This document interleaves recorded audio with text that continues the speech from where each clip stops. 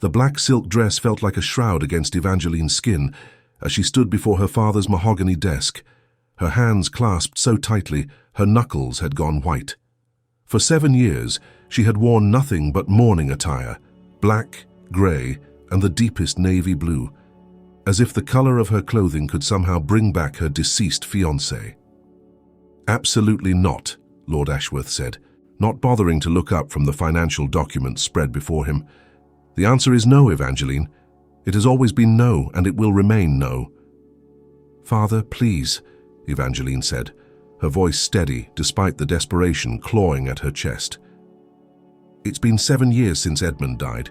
7 years of mourning, of isolation, of living like a ghost in my own home. Surely that's enough." "Enough?"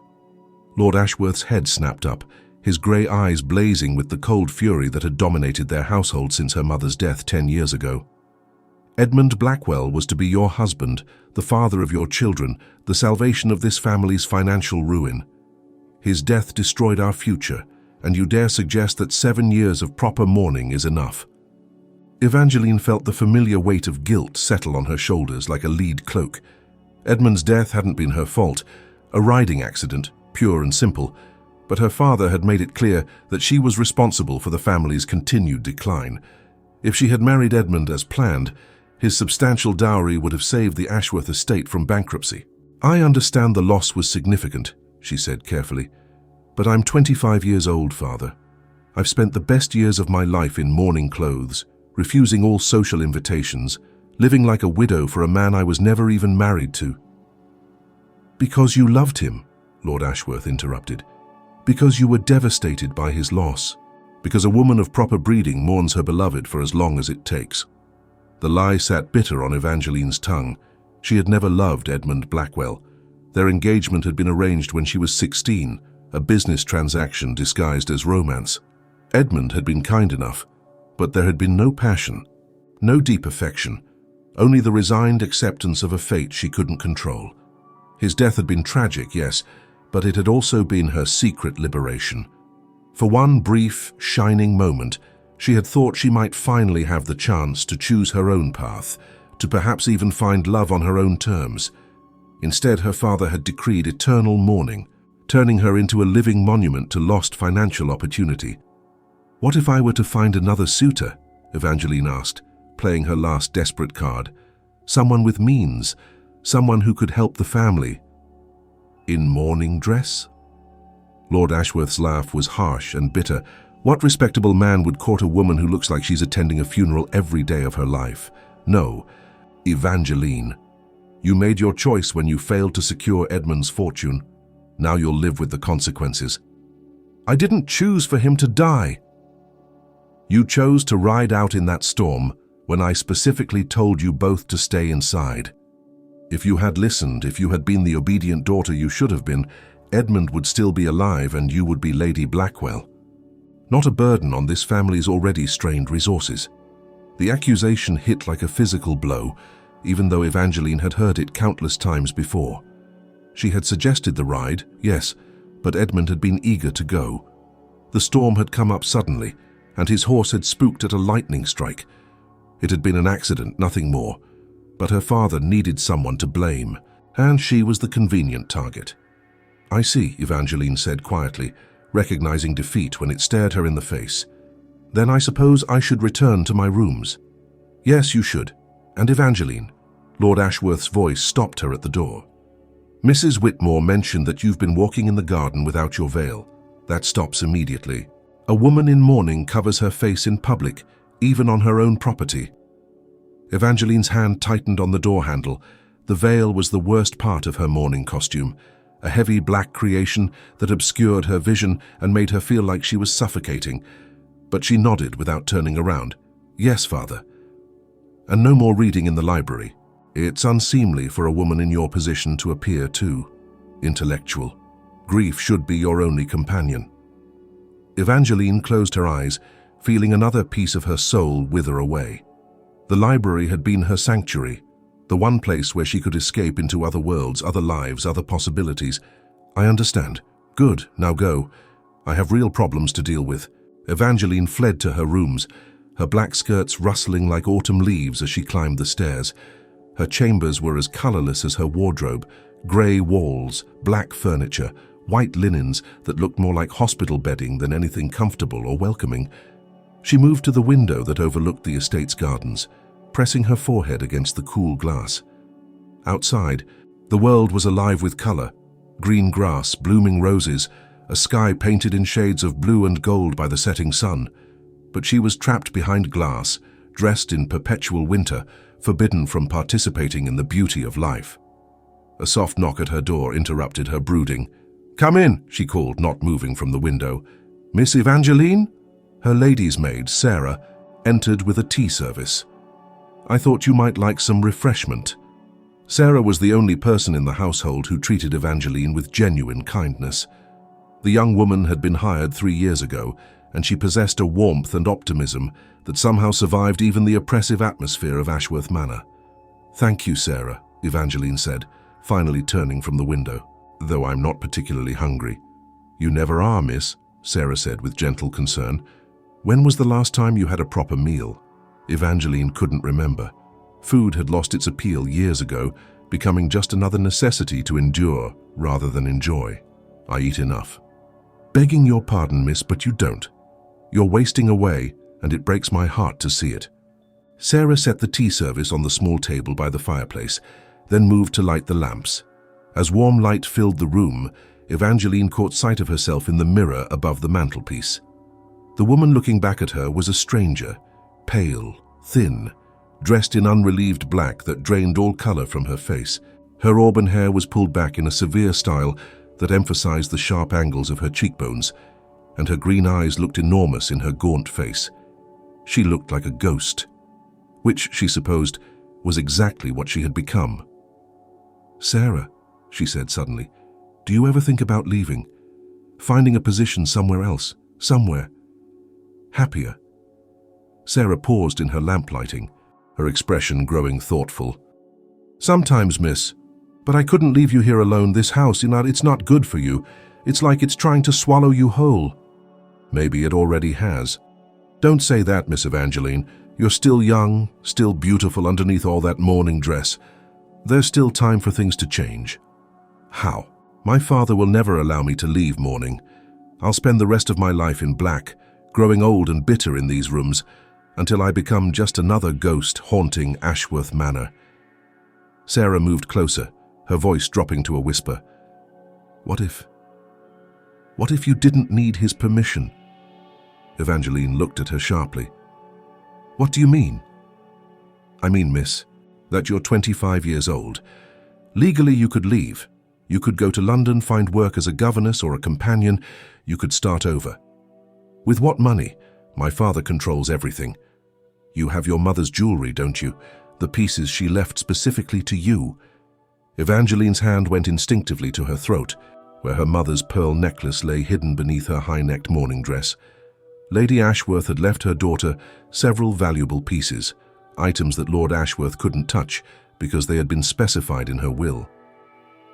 "I couldn't sell my mother's jewelry." "Your mother wouldn't want you to waste away in mourning for a man you didn't love," Sarah said firmly. "She'd want you to live, to find happiness, to wear colors again." The idea was terrifying and thrilling in equal measure. To leave Ashworth Manor, to shed her mourning clothes, to start fresh somewhere no one knew her tragic story. "I couldn't," Evangeline said, but her voice lacked conviction. "You could, miss. You just need the courage to try." Before Evangeline could respond, the sound of carriage wheels on gravel drew their attention to the window. A magnificent black coach was approaching the manor, pulled by 4 perfectly matched horses and bearing a coat of arms she didn't recognize. "Are we expecting visitors?" Sarah asked. "Not that I know of." Evangeline watched as the carriage came to a stop before the main entrance. "Father didn't mention anyone coming." A footman jumped down to open the carriage door, and the man who emerged made Evangeline's breath catch in her throat. He was tall and elegant, with dark hair and pale skin that seemed to glow in the twilight. He wore an expensive black coat that fit his lean frame perfectly, and when he moved, it was with a fluid grace that seemed almost otherworldly. But it was his bearing that truly captured her attention, the way he carried himself with absolute confidence, as if he owned not just the ground he walked on, but the very air around him. "Who is that?" Sarah whispered. "I have no idea," Evangeline replied, but something about the stranger made her pulse quicken in a way it hadn't in years. They watched as the mysterious visitor was escorted into the manor by the butler. Evangeline found herself straining to hear voices from below, but the thick walls of the old house muffled any conversation. "I should go down," she said suddenly. "Miss, you know your father doesn't like you appearing when there are visitors." "I know, but—" Evangeline trailed off, unable to explain the strange compulsion she felt to see the stranger again, to discover who he was and why he had come to their isolated manor. A sharp knock at her door made both women jump. "Miss Evangeline," came the butler's voice, "your father requests your presence in the drawing room immediately." Evangeline and Sarah exchanged surprised glances. Lord Ashworth never requested her presence when there were visitors.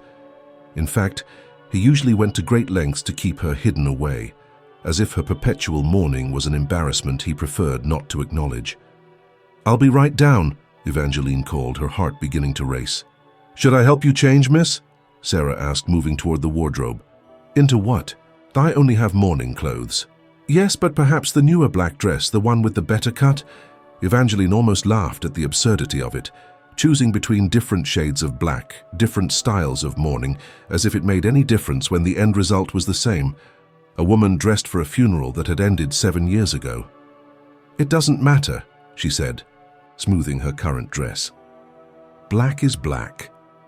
But as she made her way downstairs, Evangeline found herself wishing desperately that she owned something, anything in a different color, something that might make her look less like a specter and more like a living woman.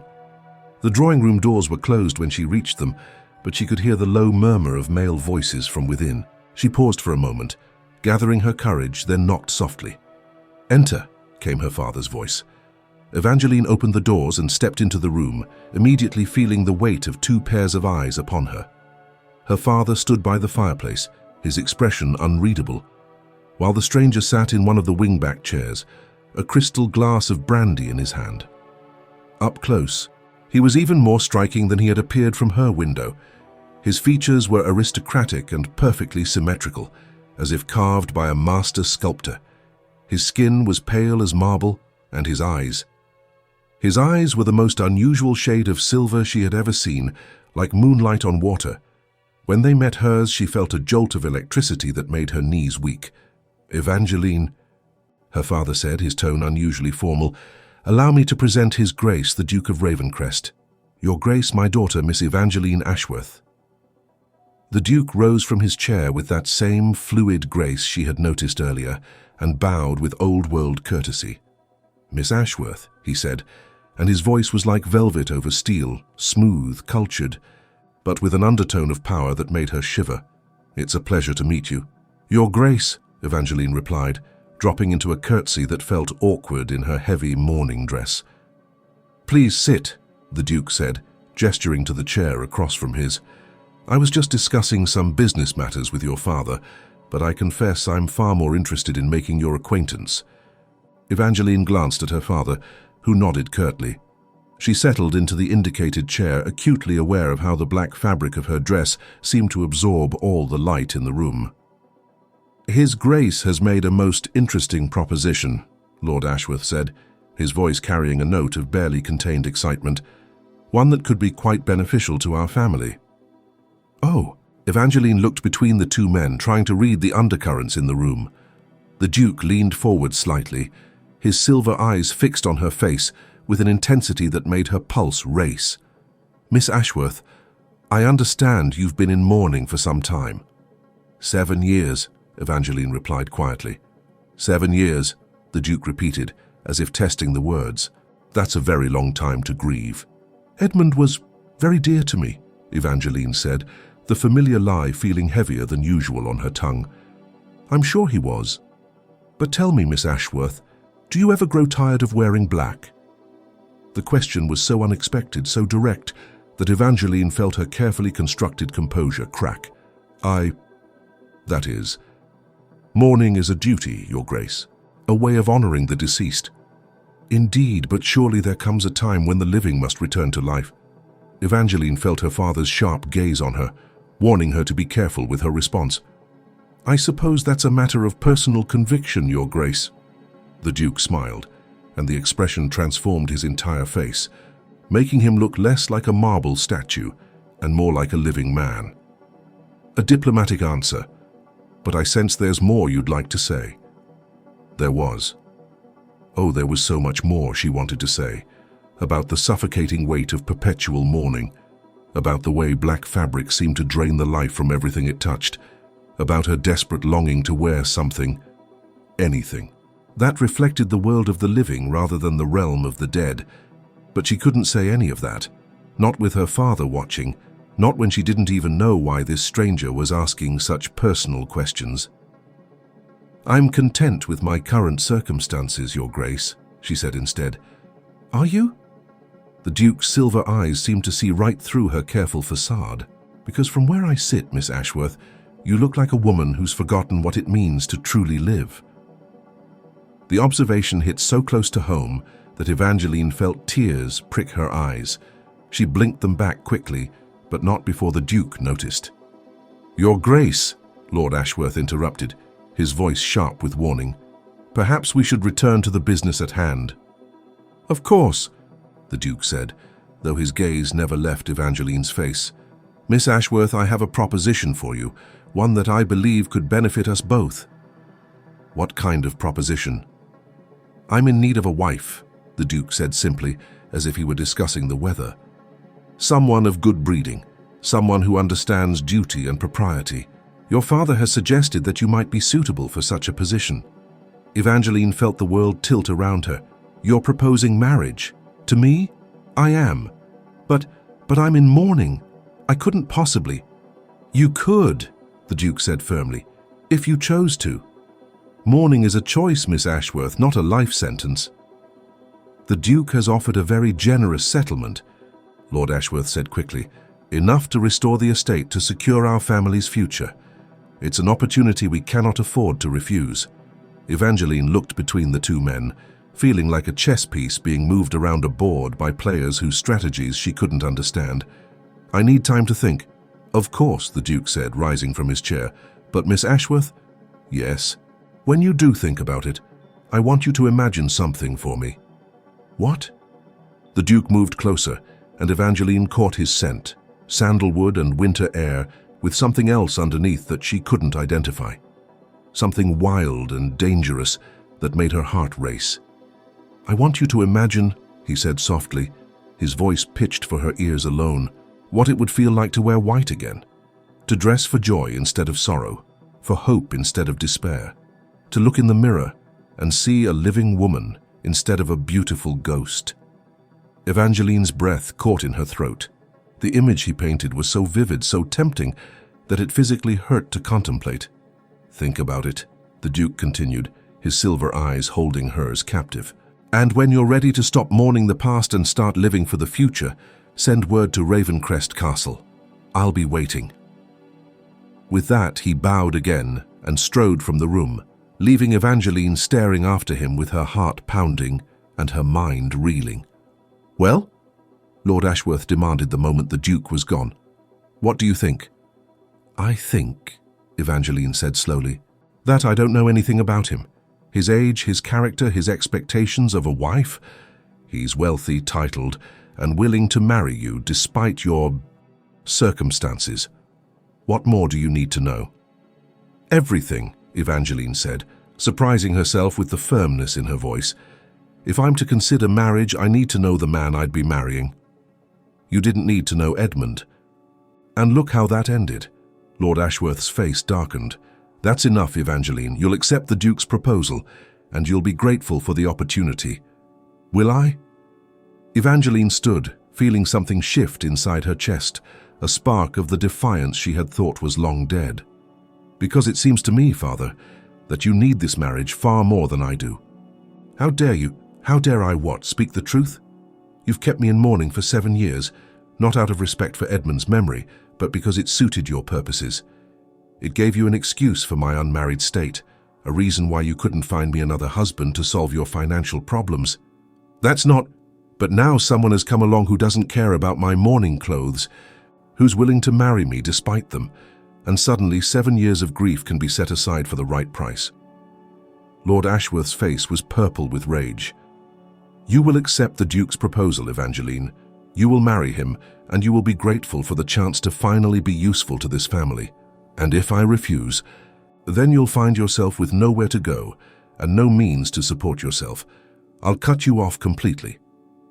It was the threat Evangeline had been expecting, the one that had kept her trapped for so long. But something about the Duke's visit, about his silver eyes and his talk of wearing white, had awakened something in her that she thought was dead. Then I suppose, she said quietly, I'll have to decide whether freedom is worth the price. She left the drawing room with as much dignity as she could muster, her black skirts rustling around her like the wings of a raven. But as she climbed the stairs to her rooms, her mind was spinning with possibilities she hadn't dared to consider in years. The Duke of Ravencrest wanted to marry her, a man who looked at her and saw not a burden or a failure, but a woman worth pursuing, a man who spoke of wearing white, of choosing life over death, of stepping out of the shadows and into the light. It was terrifying. It was impossible. It was everything she had ever wanted and never dared to hope for, and as she reached her rooms and caught sight of herself in the mirror, pale, gaunt, dressed in unrelieving black, Evangeline found herself wondering for the first time in 7 years what she would look like in white. The next 3 days passed in a haze of tension and whispered conversations. Lord Ashworth had made his expectations clear. Evangeline would accept the Duke's proposal, and she would do so with gratitude and grace. The alternative was complete disinheritance and exile from the only home she had ever known. But the Duke's words haunted her dreams. Imagine what it would feel like to wear white again. Evangeline found herself standing before her wardrobe each morning, staring at the endless rows of black, grey and navy garments that had been her uniform for 7 years. She tried to remember what it felt like to wear colour, to choose clothing based on beauty rather than obligation, to dress for joy instead of sorrow. The memories were so faded, they felt like someone else's life. "Miss Evangeline," Sarah said on the third morning, entering with the breakfast tray that would largely go untouched. "There's a package for you." A package. Evangeline turned from the window where she had been watching the gardeners tend to roses she was forbidden to enjoy.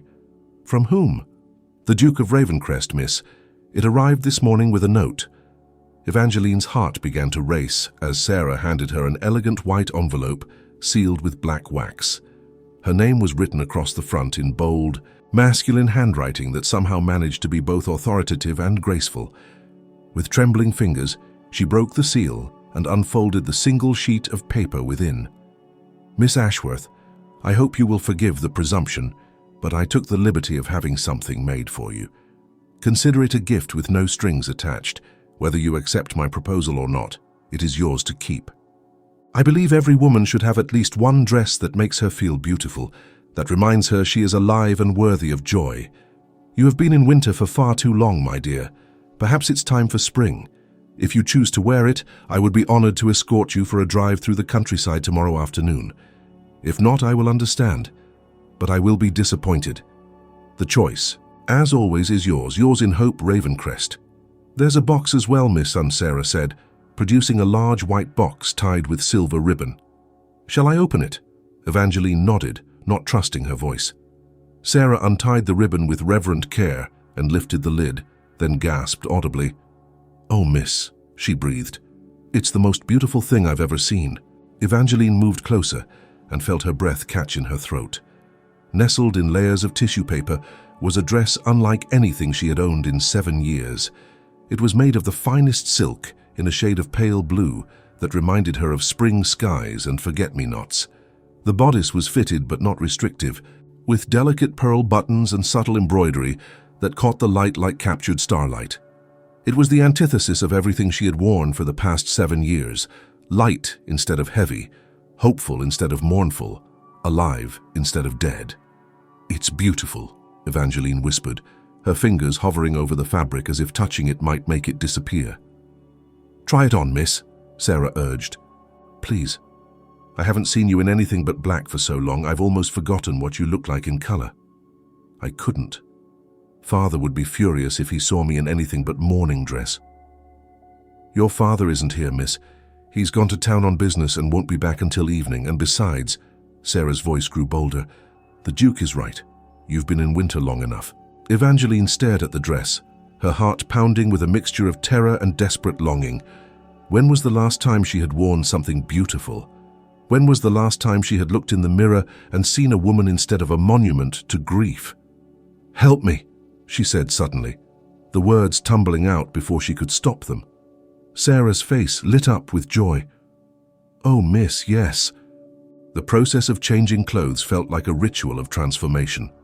As Sarah helped her out of the heavy black wool, Evangeline felt as if she were shedding not just a dress, but an entire identity. The mourning clothes fell to the floor in a dark puddle, and for a moment, she stood in her chemise feeling lighter than she had in years. The blue dress slipped over her head like water, the silk cool and smooth against her skin. Sarah fastened the pearl buttons with careful precision, then stepped back to survey her work. "Miss," she said, her voice thick with emotion, "you need to see yourself." Evangeline moved to the full-length mirror with hesitant steps, afraid of what she might find. But the woman looking back at her was a revelation. The pale blue brought out the green in her eyes and added warmth to her complexion. The cut of the dress emphasized her natural curves, making her look feminine and alive instead of gaunt and spectral. Her auburn hair, freed from its severe mourning style, caught the light like burnished copper. She looked like herself again, not the ghost she had become, but the woman she had been before grief and duty had drained all the color from her life.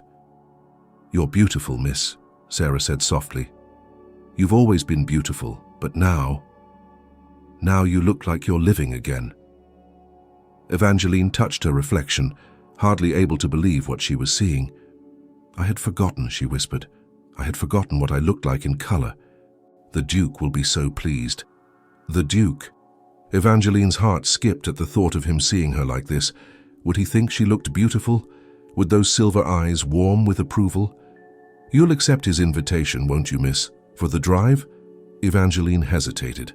Accepting the Duke's invitation would be more than just a carriage ride. It would be a declaration, a statement that she was ready to step out of mourning, to embrace the possibility of a future beyond these grey walls. "I don't know," she said honestly. "This dress is beautiful, but wearing it feels like betraying something." "Betraying what, miss? A man you didn't love? A grief you never truly felt?" The words were harsh but true. Evangeline had never loved Edmund, had never truly mourned him. Her grief had been performed, a role she played because it was expected of her. What if someone sees me? What if word gets back to father? "Then you'll deal with the consequences," Sarah said firmly. "Miss, you're 25 years old. You've spent 7 years living like a prisoner in your own home. Don't you think it's time to take a risk? To choose something for yourself instead of letting others choose for you?" Evangeline looked at herself in the mirror again, at the woman in blue who looked so alive, so hopeful. This was who she could be, if she had the courage to claim it. "Send word to the Duke," she said suddenly, before she could lose her nerve. "Tell him I accept his invitation." Sarah's smile was radiant. "Yes, miss. Oh, this is wonderful." As Sarah hurried off to dispatch the message, Evangeline remained before the mirror, studying her reflection. The woman in blue looked back at her with eyes that held a spark of something that had been missing for years: hope. The next afternoon, Evangeline waited in the drawing room, her hands folded in her lap to hide their trembling. She had changed back into mourning dress after trying on the blue gown, not wanting to risk her father's wrath if he returned early. But upstairs, carefully hidden in her wardrobe, the beautiful dress waited like a promise of possibilities. When the Duke's carriage arrived, Evangeline felt her pulse quicken. Through the window, she watched him step down from the elegant vehicle, his movements as graceful and controlled as she remembered. He wore a dark grey coat that emphasized his pale coloring and silver eyes, and when he looked toward the house, she felt that same jolt of electricity she had experienced during their first meeting. "His Grace the Duke of Ravencrest," the butler announced as the Duke entered the drawing room. "Miss Ashworth," the Duke said. bowing with that same old-world courtesy. "You look lovely." Evangeline felt heat rise in her cheeks. Even in her mourning dress, he looked at her as if she were beautiful. "Thank you, Your Grace. I received your gift. And it's beautiful. More beautiful than anything I've owned in years. But you're not wearing it." Evangeline glanced toward the door, then lowered her voice. "My father would be displeased if he saw me in anything but mourning attire. Your father isn't here." "No, but the servants talk, and word travels quickly in a house like this." The Duke studied her for a moment, his silver eyes thoughtful. "Miss Ashworth, may I ask you something?" "Of course." "Are you planning to spend the rest of your life making decisions based on what might displease your father?" The question hit like a physical blow. That's not... It's complicated, Your Grace." "Is it? Because from where I stand, it seems quite simple. You're a grown woman who's been treated like a child for far too long. You don't understand the situation." "I understand that you're afraid," the Duke said gently, moving closer. "I understand that you've been controlled and manipulated for so long that the idea of making your own choices terrifies you. But Evangeline, may I call you Evangeline?" She nodded, not trusting her voice. "Evangeline, you can't live your entire life in fear of other people's reactions. At some point you have to decide what you want and have the courage to reach for it. And what if what I want is impossible? What do you want?" The question was so direct, so simple, that it caught her completely off guard. When was the last time anyone had asked her what she wanted? When was the last time she had even allowed herself to think about it? "I want," she began, then stopped, afraid to voice the dreams she had buried so deep. "Tell me," the Duke urged softly. "I want to wear colors again," she whispered. "I want to walk in the garden without a veil, to read books in the library, to attend parties and dance and laugh without feeling guilty about it. I want to feel alive again, instead of like a ghost haunting my own life." "Then why don't you?" "Because I can't. Because your father has no legal authority over you, Evangeline. You're of age, you're unmarried, and you have the right to make your own decisions." "With what money? What resources? He controls everything." "Not everything," the Duke said quietly. "You have choices even if you can't see them yet." Evangeline looked into his silver eyes and saw something there that took her breath away. Not pity, not manipulation, but genuine concern. This man, this stranger, cared about her happiness in a way no one had in years. "Your Grace," she said carefully, "why are you doing this? Why do you care what happens to me?" The Duke was quiet for a long moment, as if weighing his words. "Because," he said finally, "I know what it's like to be trapped by other people's expectations.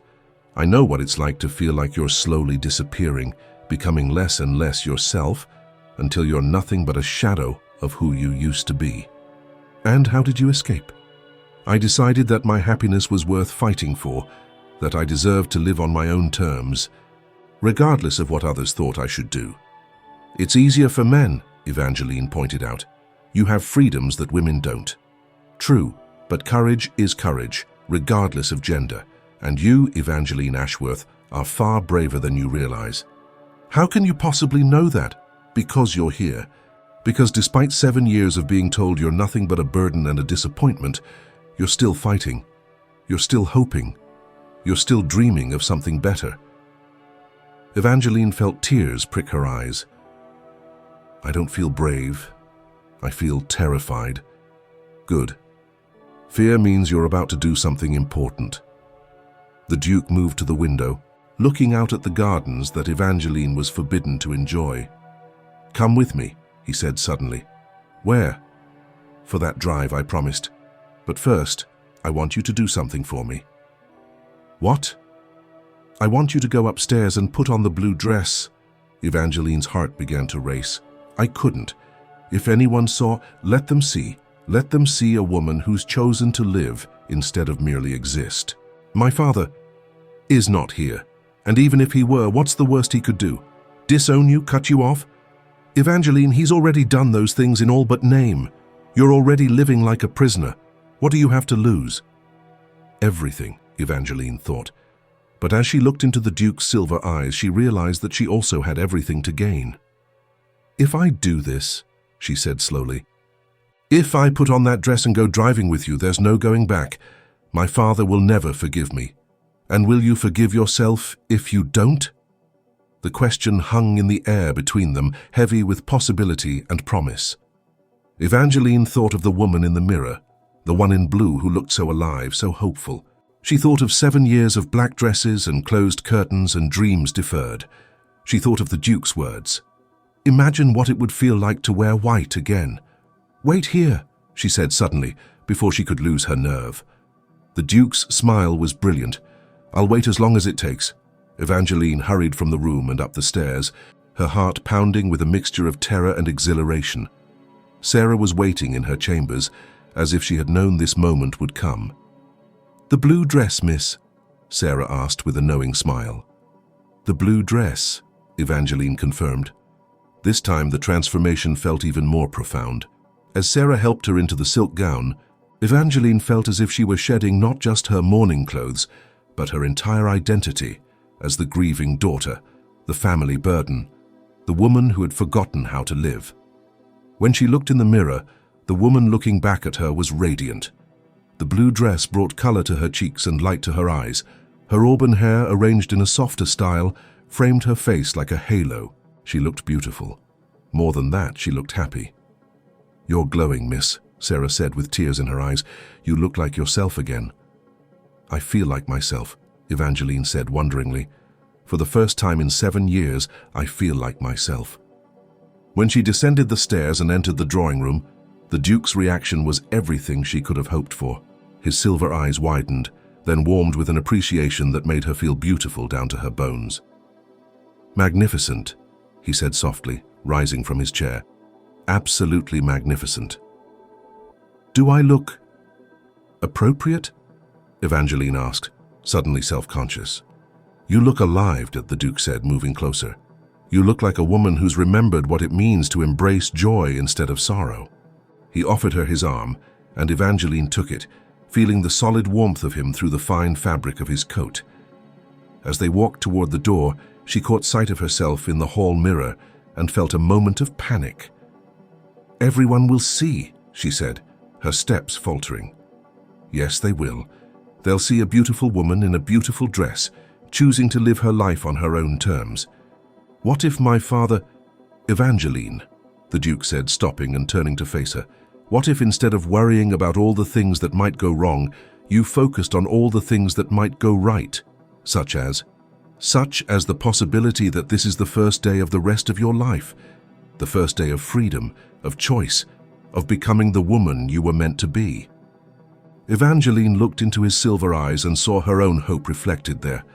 This man believed in her, saw potential in her that she had forgotten existed. For the first time in 7 years, someone was encouraging her to live instead of merely survive.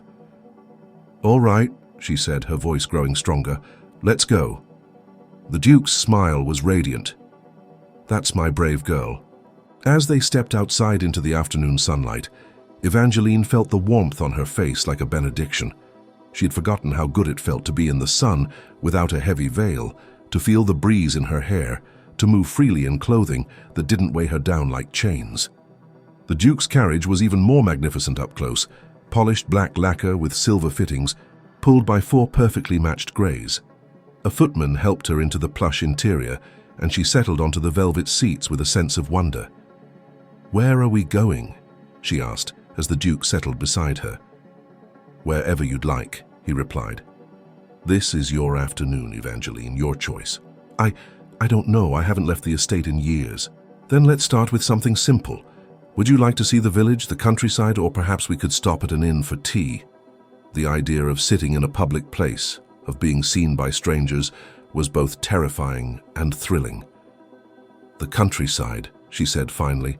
"I'd like to see the countryside." "An excellent choice."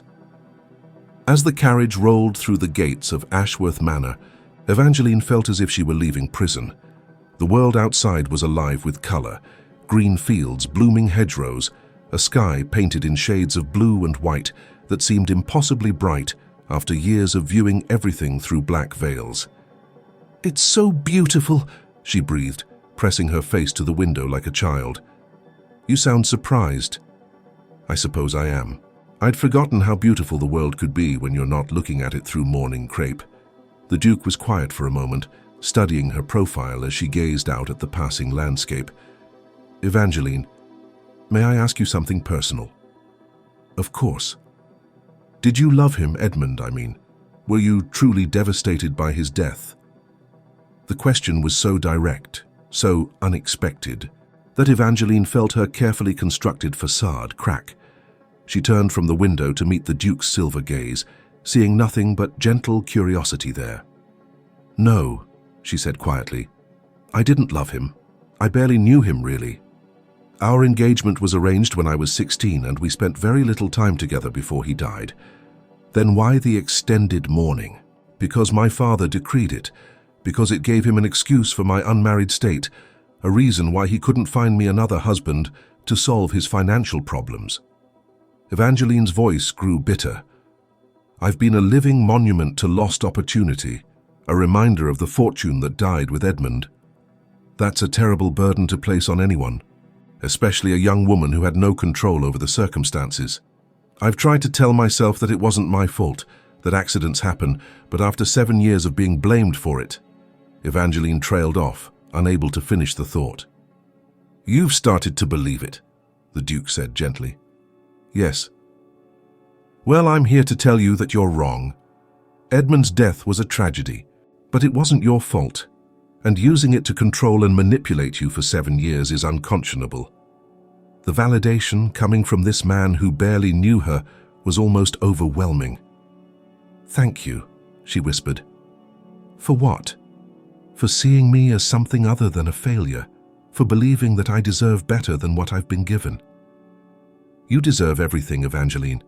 Happiness, love, a life filled with color and joy and possibility, and I'd like to help you claim it if you'll let me."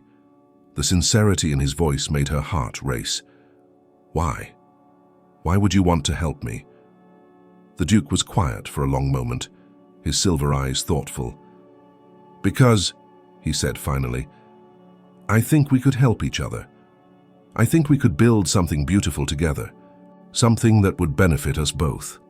A marriage of convenience, a marriage of choice, of mutual respect and affection, of two people who understand what it's like to be trapped by other people's expectations and who want something better. You speak as if you know what that's like. I do, more than you might imagine." "Tell me," Evangeline said, settling back in her seat. "Tell me about your prison." The Duke smiled ruefully. "My prison is duty, expectation, the weight of a title that comes with responsibilities I never asked for and obligations I can never escape. But surely being a duke gives you freedom, power. It gives me the illusion of both, but in reality, every decision I make is scrutinized, every action judged against centuries of tradition. I'm expected to marry for political advantage, to produce heirs for the succession, to live my life according to rules written by dead men, and you don't want that? I want what every person wants, the right to choose my own path, to find happiness on my own terms. I want a wife who sees me as a man rather than a title, who chooses me for who I am rather than what I can provide. And you think I could be that wife? I think you could be anything you chose to be if you had the courage to try." The carriage had stopped at the top of a hill that overlooked a valley painted in shades of green and gold. The Duke helped her down, and they stood together in the afternoon sunlight, looking out over a landscape that seemed to stretch forever. "It's breathtaking," Evangeline said, lifting her face to the sun. "You're breathtaking," the Duke said softly. Evangeline turned to find him watching her with an expression that made her breath catch. There was admiration in his silver eyes, yes, but also something deeper, a warmth that spoke of genuine affection. "Your Grace, Lucian," he said. "My name is Lucian. I'd like you to use it." "Lucian," she repeated, testing the name on her tongue. "It suits you. And Evangeline suits you. It means bearer of good news, and did you know that?" "No, I didn't. I think it's perfect. You're bringing good news to my life. the possibility of happiness, of a future worth looking forward to. I haven't agreed to marry you yet. No, but you're here. You're wearing blue instead of black. You're standing in the sunlight instead of hiding in the shadows. That's a beginning. What if it's not enough? What if I'm too damaged, too broken by 7 years of this life? Lucian moved closer, his hand coming up to cup her cheek with infinite gentleness. Evangeline, you're not broken. You're bent perhaps by the weight of other people's expectations, but you're not broken. And even if you were, broken things can be mended. How can you be so certain? Because I see the fire in your eyes. I see the strength that's kept you fighting for 7 years, even when you felt like giving up. I see the woman you could become if you had the courage to claim your own life. And if I did, if I married you, what would that life look like? Whatever we chose to make it. We could travel if you wanted to see the world. We could stay in England if you preferred familiar surroundings. You could pursue interests that have been denied to you, art, music, literature, whatever captured your imagination. And children? If you wanted them, yes. If not, that would be your choice as well. You'd give me that much freedom? I'd give you everything I could. Because a marriage should be a partnership, Evangeline, not a prison. It should enhance both people's lives, not diminish them. Evangeline looked into his silver eyes and saw sincerity there, along with something that might have been love. This man was offering her everything she had ever dreamed of: freedom, choice, the chance to live on her own terms. I need time, she said finally, to think, to decide what I really want. Of course, but Evangeline? Yes? While you're thinking, I want you to remember something. What? Lucian's thumb brushed across her cheekbone, his touch sending shivers through her entire body. I want you to remember how you feel right now in this moment, standing in the sunlight, wearing blue, feeling beautiful and alive and free. This is who you really are underneath all that mourning dress. This is the woman I'm asking to marry me. And if my father forbids it, then we'll find another way. There's always another way if you want something badly enough. As they drove back to Ashworth Manor, Evangeline's mind was spinning with possibilities she had never dared to consider. Marriage to Lucian would mean freedom from her father's control, the chance to live as she chose, the opportunity to become the woman she was meant to be. But it would also mean leaving behind everything familiar, stepping into a world she didn't understand with a man she barely knew. What are you thinking about? Lucian asked as they approached the manor gates. Everything. Nothing. The impossibility of choice when you've been denied it for so long. Choice becomes easier with practice, Lucian said gently. Start small. Choose to wear the blue dress again tomorrow. Choose to walk in the garden without a veil. Choose to read a book in the library. And if my father objects, then choose how to respond to his objections. You have more power than you realize, Evangeline. You just need to learn how to use it. As the carriage came to a stop before the manor, Evangeline felt a familiar weight settling on her shoulders. Soon she would have to change back into her mourning dress to resume the role of the grieving daughter, to pretend that this afternoon had never happened. But something had changed inside her, something fundamental and irreversible. She had remembered what it felt like to be alive, to be beautiful, to be free. And now that she had tasted that freedom, she wasn't sure she could go back to being a prisoner. Thank you, she said as Lucian helped her down from the carriage. For the dress, for the drive, for reminding me who I used to be. Who you still are, Lucian corrected. Who you've always been, underneath all that black fabric. Will I see you again? That depends on you. I'll wait for your answer, Evangeline, but I won't wait forever. At some point, you'll have to decide whether you want to keep living in the past or start building a future. As Evangeline watched his carriage disappear down the drive, she touched the blue silk of her dress one last time before going inside to face whatever consequences awaited her. But for the first time in 7 years, she felt ready to fight for what she wanted. And what she wanted, she was beginning to realize, was a life worth living. Evangeline had barely made it to her rooms when the shouting began. Evangeline, Lord Ashworth's voice echoed through the manor like thunder, filled with a rage that made the windows rattle. Get down here this instant. She had known this moment would come. The moment she stepped out of the carriage in her blue dress, She had sealed her fate. Someone had seen her, someone had told her father, and now she would face the consequences of her brief taste of freedom. But as she looked at herself in the mirror, still radiant in the blue silk, her cheeks flushed with color and life, Evangeline realized she didn't regret it. For one perfect afternoon, she had remembered what it felt like to be alive. "Evangeline!" "I'm coming, father," she called back, her voice steadier than she felt. Sarah appeared in the doorway, her face pale with worry. "Miss, perhaps you should change—" "No," Evangeline said firmly. "If I'm going to face his anger, I'll do it as myself, not as the ghost he's tried to make me." She walked down the stairs with her head held high, the blue silk rustling around her like whispered promises of freedom. Lord Ashworth was waiting in the drawing room, his face purple with rage, his hands clenched into fists at his sides. "How dare you," he said, his voice low and dangerous. "How dare you disgrace this family, disgrace Edmund's memory, by parading around the countryside like some common trollop?" "I went for a drive with the Duke of Ravencrest," Evangeline said calmly. "The man you want me to marry, I might add." "In that abomination!" Lord Ashworth gestured at her dress as if it were something obscene. "You're in mourning, Evangeline. You have been for 7 years, and you will continue to be until I say otherwise. And when will that be, father? When will 7 years become enough? 10 years, 20? Will I spend my entire life dressed for a funeral that ended years ago?" "You will spend as long as it takes," Lord Ashworth roared, "until you learn respect, until you understand the gravity of what your selfishness cost this family." "My selfishness?"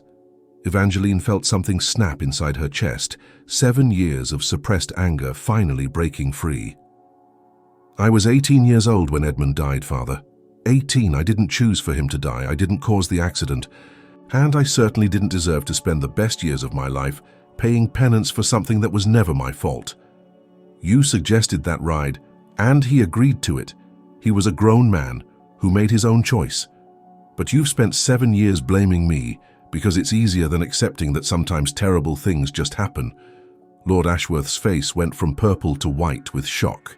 In 7 years, Evangeline had never raised her voice to him, never challenged his version of events, never fought back. "How dare you speak to me that way?" he said, his voice deadly quiet. "How dare I finally tell the truth? How dare I stop pretending that this endless mourning is about grief instead of control?" Evangeline stepped closer, her green eyes blazing with newfound courage. "You don't want me to mourn Edmund, father. You want me to mourn the money you lost when he died. You want me to pay for your financial failures with my life. That's enough." "No, it's not enough. It's not nearly enough." Evangeline's voice grew stronger with each word. "I've been silent for 7 years, while you turned me into a living monument to your disappointment. I've worn your black dresses and hidden behind your veils and pretended to grieve a man I barely knew, all so you could avoid facing the truth about your own mistakes." "What truth?" Lord Ashworth snarled. "That you gambled away our fortune long before Edmund died. That you were already in debt when you arranged our engagement. That his death was just a convenient excuse for why you couldn't find me another wealthy husband to solve your problems." The silence that followed was deafening. Lord Ashworth stared at his daughter as if seeing her for the first time, this woman in blue who dared to speak truths he had spent years denying. "You ungrateful little—" "I'm not ungrateful," Evangeline interrupted. "I'm awake. For the first time in 7 years I'm fully awake, and I can see clearly what you've done to me, what you've stolen from me. I gave you a home, food, clothing. You gave me a prison. You took a young woman with dreams and ambitions and turned her into a ghost.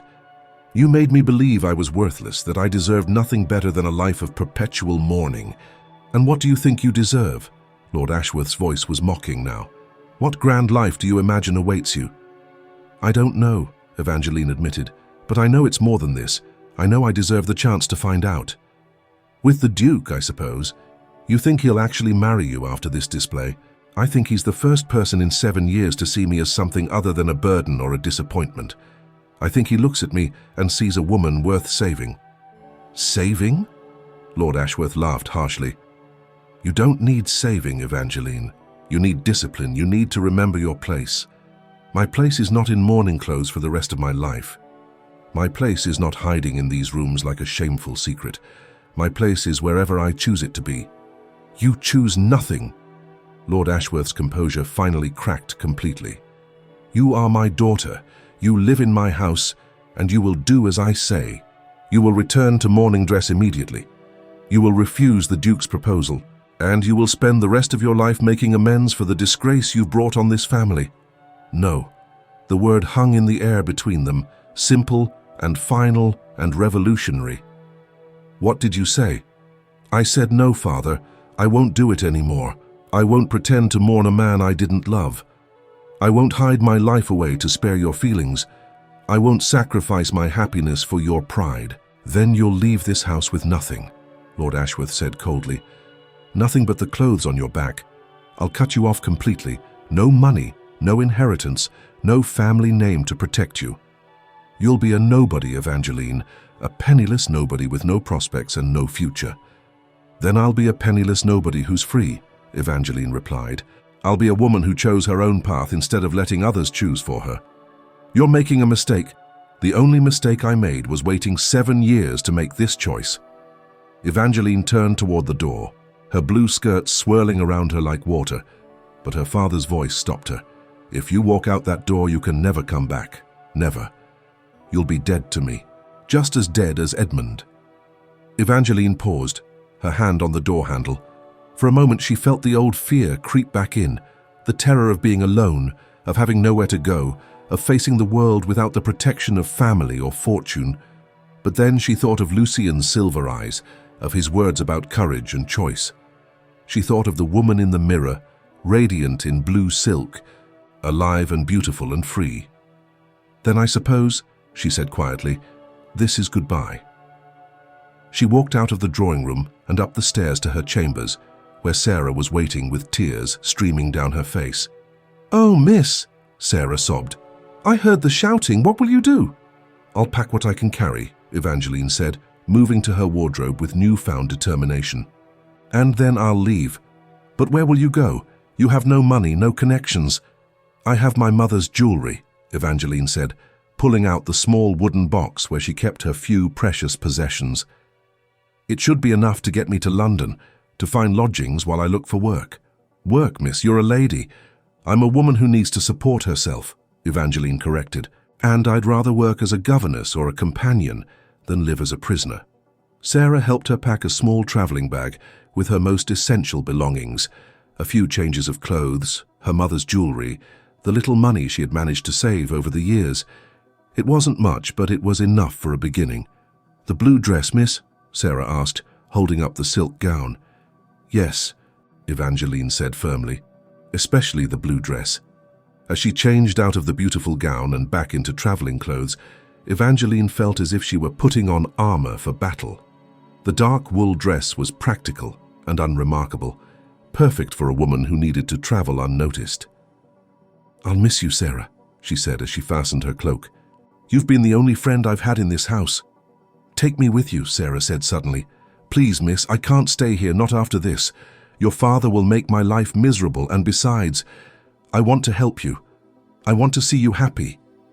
Evangeline stared at her maid in shock. "Sarah, you can't. I don't even know where I'm going or how I'll survive. I can't ask you to give up your position." "You're not asking, I'm offering. I have some savings and I know how to work. Between the two of us, we can manage until you find your footing." The offer was so unexpected, so generous, that Evangeline felt tears prick her eyes. "Are you certain?" "I've never been more certain of anything in my life." 20 minutes later, 2 women in dark traveling cloaks slipped out of Ashworth Manor through the servants' entrance. They carried small bags and moved quickly through the shadows, heading for the village where they could catch the morning coach to London. Evangeline didn't look back at the house that had been her prison for 7 years. She kept her eyes fixed on the road ahead. On the future she was choosing for herself. It wasn't until they reached the village inn that she allowed herself to think about what she had done. She had left her family, her home, her entire life behind. She was now truly alone in the world, with nothing but her courage and her determination to sustain her. It was terrifying. It was also the most liberating feeling she had ever experienced. "The London coach leaves at dawn," Sarah reported, returning from speaking with the innkeeper. "I've secured us passage and a room for the night." "Thank you," Evangeline said gratefully.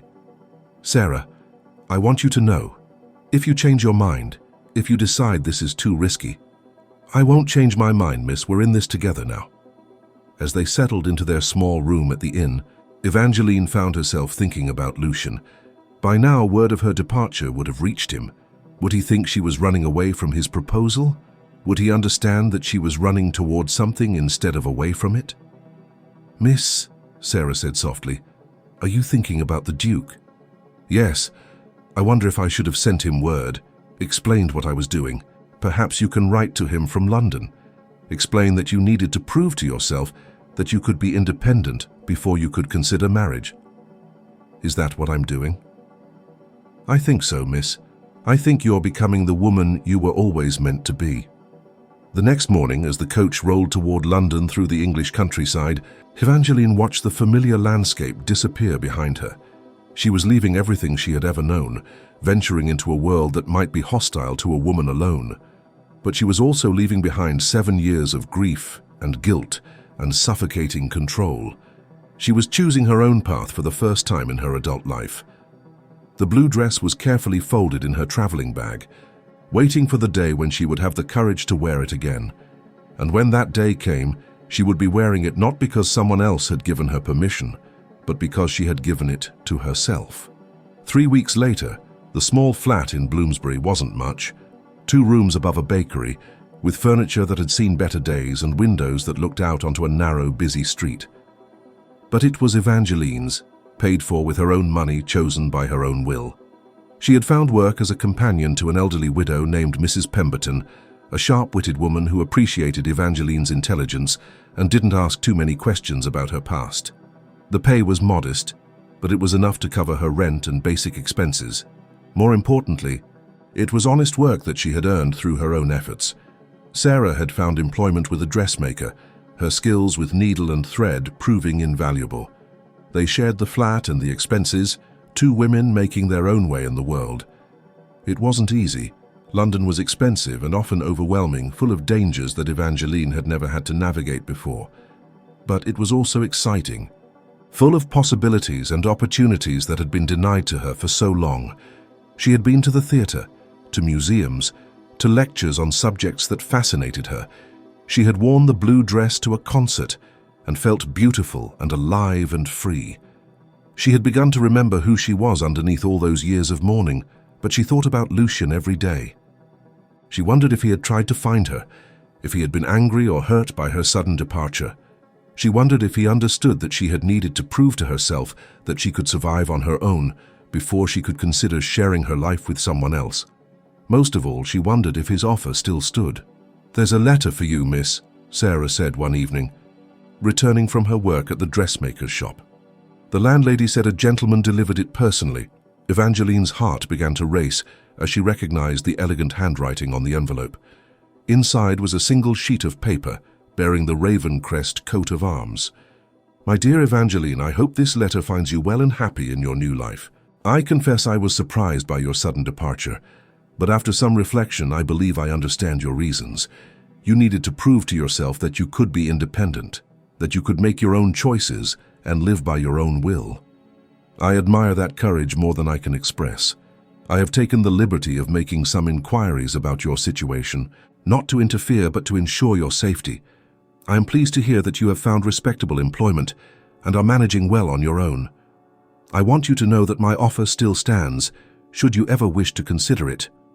But I also want you to know that I respect your choice to forge your own path, whatever that path may be. If you would be willing to see me, I will be at the Langham Hotel for the next week. If not, I will understand and will not trouble you further. Whatever you decide, please know that you have my deepest admiration and respect. You are, without question, the bravest woman I have ever known. Yours always, Lucian." Evangeline read the letter 3 times, her heart pounding with each word. He had found her, but he wasn't trying to rescue her or control her. He was simply letting her know that he was there if she wanted him to be. "Good news, miss?" Sarah asked, noting her expression. "I think so," Evangeline said slowly. "Sarah, What would you say if I told you I was considering marriage? I'd say it depends on the man and the terms, Sarah replied practically. Will he let you keep being who you've become? Or will he try to turn you back into who you used to be? It was a good question, and one that Evangeline pondered as she prepared for bed that night. She had worked so hard to become independent, to prove that she could survive on her own. Was she ready to risk that independence for love? But as she lay in her narrow bed, listening to the sounds of London outside her window, Evangeline realized that true independence wasn't about being alone. It was about having the power to choose your path, your companions, your future. And she was choosing Lucian. The next morning, she put on the blue dress and made her way to the Langham Hotel. Lucian was waiting in the lobby, dressed in an elegant grey suit that emphasized his silver eyes. When he saw her, his face lit up with a smile that made her heart skip a beat. "Evangeline," he said, rising to greet her. "You look magnificent." "I feel magnificent," she replied, and realized it was true. "Thank you for your letter, for understanding why I had to leave. Thank you for having the courage to do what you needed to do. It can't have been easy. It was the hardest thing I've ever done, and the best." They walked together through Hyde Park, talking about her new life, her work, her growing confidence in her own abilities. Lucian listened with genuine interest, asking thoughtful questions and celebrating her small victories. "I'm proud of you," he said as they paused beside the Serpentine. "You've become exactly who I knew you could be." "And who is that? A woman who knows her own worth, a woman who makes her own choices, a woman who isn't afraid to fight for what she wants." "And what if what I want is you?" Evangeline asked, her heart pounding with the boldness of the question. Lucian's smile was brilliant. "Then I would be the luckiest man alive. Even though I'm no longer the proper, obedient daughter of a lord, even though I'm now a working woman with no fortune and no family connections, especially because of that," Lucian said firmly. "I don't want to marry a title or a fortune, Evangeline. I want to marry you, the woman who had the courage to leave everything behind and start over. The woman who chose freedom over security, the woman who learned to value herself. And you wouldn't try to change me, to make me into something more conventional? I would never try to change you. You're perfect exactly as you are." Evangeline looked into his silver eyes and saw nothing but sincerity and love. This man had seen her at her lowest point and had encouraged her to rise. He had offered her freedom instead of control, choice instead of obligation. "Then yes," she said softly. "Yes, I'll marry you." Lucian's kiss was gentle and passionate and full of promise. When they finally broke apart, both were breathless. "There's just one thing," Evangeline said, suddenly remembering something important. "What?" "I want to be married in white. Not because it's traditional, but because it's my choice. Because white represents the new beginning I'm choosing for myself." Lucian's smile was radiant. "My dear Evangeline, you can be married in any color you choose. Though I must say, I think you'll look absolutely stunning in white." As they walked back through the park, hand in hand, Evangeline reflected on the journey that had brought her to this moment. She had started as a woman trapped in perpetual mourning, forbidden to live her own life. She had become a woman who knew her own worth, who had the courage to choose her own path. And now she was choosing love, not because she had to, but because she wanted to, not because it was expected of her, but because it was what her heart desired. "Lucian," she said as they reached the hotel. "Yes?" "When we're married, will you promise me something? Anything. Promise me that if I ever start to lose myself again, if I ever start to disappear into someone else's expectations, you'll remind me who I really am." "I promise," Lucian said solemnly. "But I don't think you'll need reminding. You've found your strength, Evangeline. You've learned to value yourself. That's not something you can unlearn. I hope you're right. I know I'm right. You're not the same woman who was trapped in mourning dress, my dear. You're someone entirely new, someone who chose to live instead of merely exist." As Evangeline prepared to leave the hotel, she caught sight of herself in a mirror and smiled. The woman looking back at her was radiant in blue silk, her cheeks flushed with happiness, her eyes bright with hope and love. She was no longer the ghost in black who had haunted Ashworth Manor. She was Evangeline Ashworth, soon to be the Duchess of Ravencrest, a woman who had chosen her own path and found love on her own terms. And tomorrow, she would begin planning a wedding, where she would wear white not because tradition demanded it, but because she had chosen it for herself. Epilogo, 6 months later, the wedding dress was a masterpiece of ivory silk and French lace, designed specifically for a woman who had chosen joy over sorrow, hope over despair. As Evangeline stood before the mirror in her bridal suite, she barely recognized the radiant woman looking back at her. Gone was the gaunt, pale spectre in black who had haunted Ashworth Manor. In her place stood a woman glowing with health and happiness, her auburn hair crowned with orange blossoms, her green eyes bright with love and anticipation. "You look like an angel, Your Grace," Sarah said, making final adjustments to the train. "A living angel." "I feel alive," Evangeline said wonderingly. "For the first time in my adult life, I feel truly alive." The wedding was taking place at Ravencrest Castle, a magnificent Gothic structure that had been in Lucian's family for centuries. The chapel was filled with flowers, white roses, lilies, and jasmine that perfumed the air with sweetness. But it was the guest list that truly marked this as a different kind of wedding. Instead of the usual collection of titled aristocrats, the pews were filled with people who had become important to Evangeline in her new life. Mrs. Pemberton, her employer who had become a dear friend, the other companions and governesses she had met in London, even the dressmaker who employed Sarah. These were people who knew her not as the daughter of a lord, but as a woman who had made her own way in the world.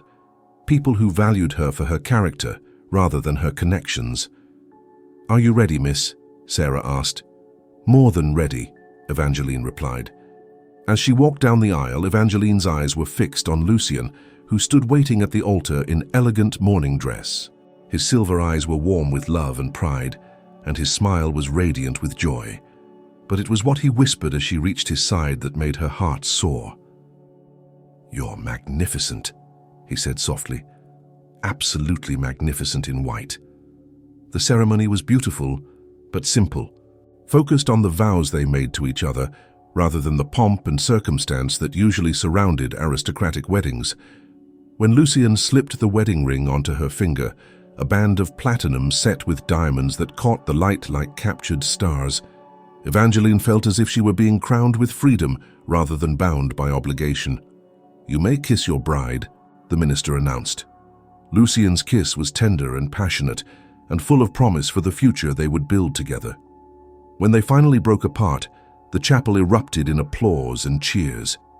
As they walked back down the aisle as husband and wife, Evangeline caught sight of a familiar figure in the back of the chapel. Her father stood alone, dressed in formal attire, his face a mask of conflicted emotions. She paused for a moment, meeting his eyes across the crowded chapel. There was regret there, and perhaps even a grudging respect for what she had accomplished.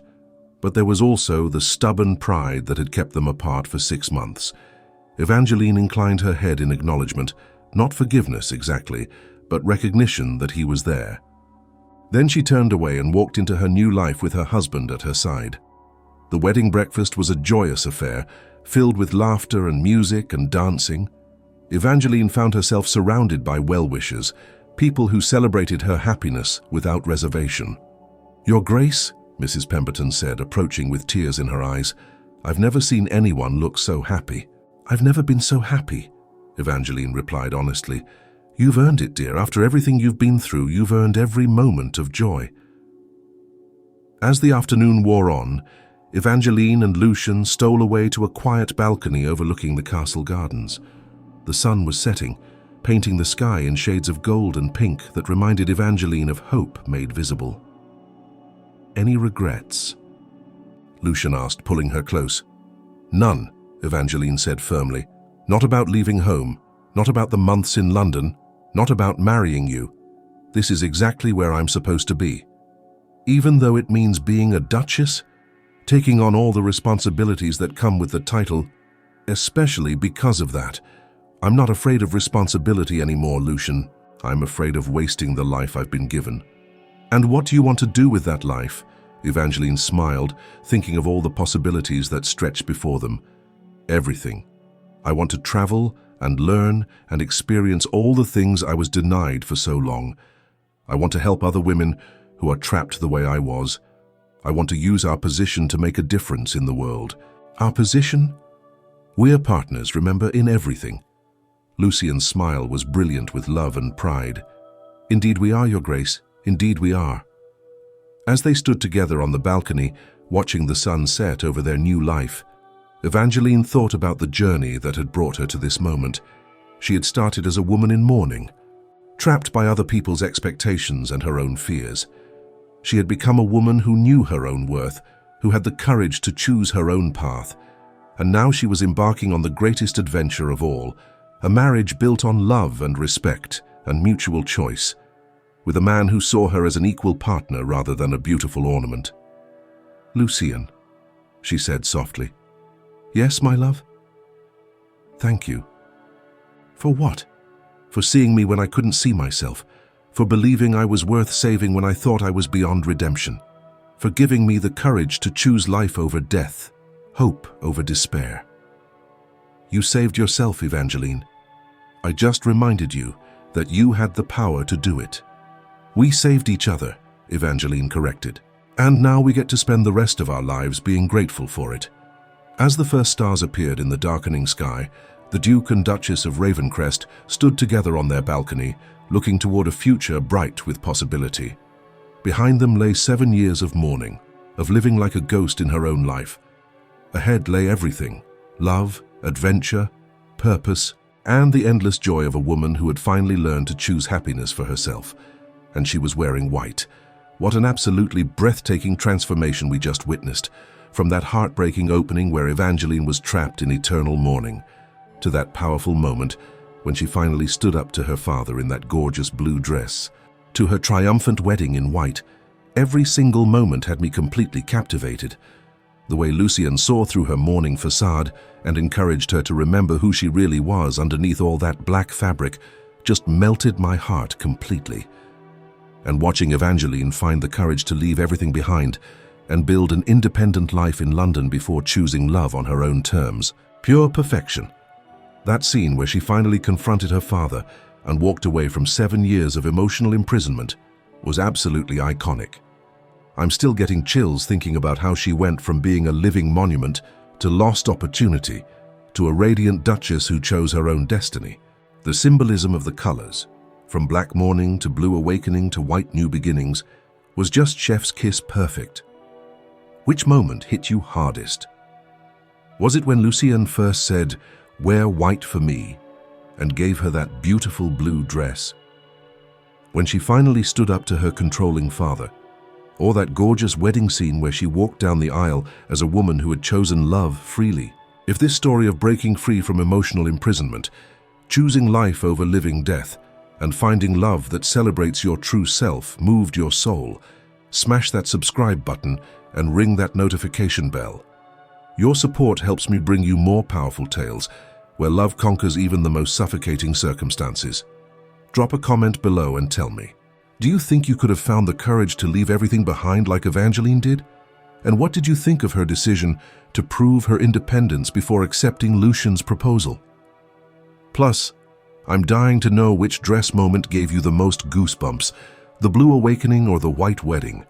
Next week, I'm bringing you another emotionally devastating romance. She was cursed to kill anyone she touched, until the immortal warrior begged her to try. Get ready for forbidden touch, desperate love, and a heroine who discovers that sometimes the greatest curse can become the greatest gift. Until then, remember that sometimes the most beautiful love stories begin when we finally have the courage to shed the black clothes of other people's expectations and choose to wear the white of our own dreams.